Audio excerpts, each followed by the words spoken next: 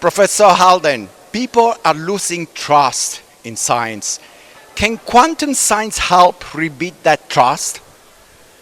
The trust in science is very important, and we have to justify the trust in science. I don't think people are really distrustful of quantum science itself.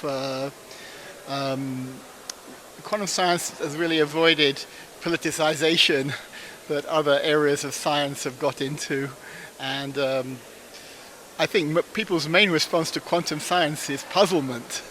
And the original idea of proposing quantum computers, going back to Richard Feynman back in the late 50s, he thought, well, he first started thinking about what would happen when computers got small enough that they became atomic sized. So you can't avoid quantum mechanics then. They have to work on a quantum mechanical principle. Regular computers are just lots of switches that go, big switches that are on and off. But he realized that it's very difficult to calculate the properties of materials. Of course, we can try to make materials by just combining lots of chemical formulas together and growing them and see what they're like. But if we could actually work out how to design new drugs, new materials with certain properties, we actually can't do that directly today. We don't, because today's computers are not powerful enough to give you a proper quantum mechanical description of the materials. And so Feynman at least thought that the main use of a quantum computer would be to calculate quantum mechanics and design materials, but who knows what people have probably heard of the idea that you can do all kinds of things with cryptography with quantum computers. I mean, that's not very interesting from a scientific viewpoint, but it's very practically interesting. And the question then is, we don't totally know what these things will be able to do because we haven't yet got one that's really pushing the boundaries. But we're almost getting there. This year there's been announcements, and people were very skeptical at first, you know. Things look good on paper, right? Just like fusion looks good on paper, but fusion kept getting put off. It's going to be 20 years away, but it was always 20 years away. But we don't know yet. But now there's a lot of excitement, and real devices are being built now. The actual making of these quantum technologies is moved away from science into technology, and it's closely guarded, secrets in big companies and countries.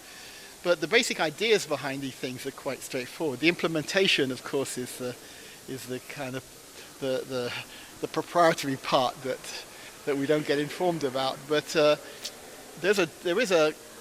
skepticism that was there originally has kind of starting to fade, because these things have got better and better, and we seem to be approaching the place where useful stuff may finally become doable.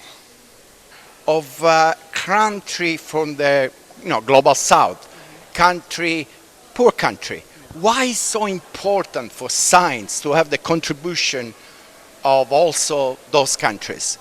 Yes, well, some people might say, the developing countries need applied science. Why should they need pure science?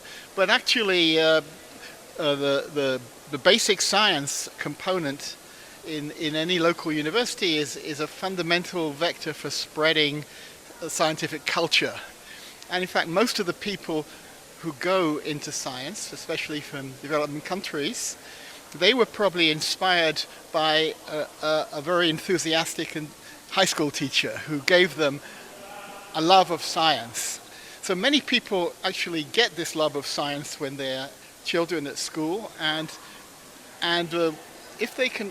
if they go to the local university, if that university has some aspect of basic science going on, I think in any country, any country cannot support all kinds of basic science. But I think it's a very important thing if some particular branch of science, a center of excellence can be established in a country where some actual world-class science is going on, not just kind of learning about other people's science, that as a huge kind of catalyst to give confidence to people to study science. And of course, not everyone who gets the dream of being a scientist from their school teacher or whatever will end up as a basic science researcher. Very few will, in fact, because it's a small thing. But they will go on to learn science and apply it.